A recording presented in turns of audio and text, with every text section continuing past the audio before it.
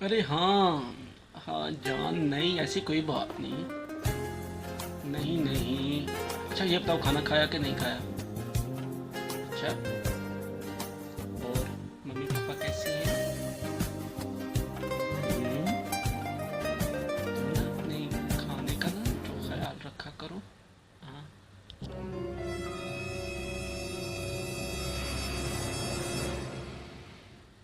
हाँ हाँ, क्यों नहीं क्यों नहीं। अच्छा बताओ, खाना खाया कि नहीं? हाँ, ऐसा तो नहीं है ना, खाना तो खा लिया करो। चलो जल्दी से खाना खाओ, शाबाश।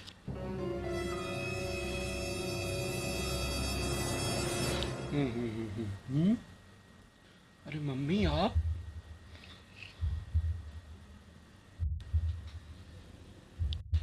अबे ये दिन देखना, क्या क्या था।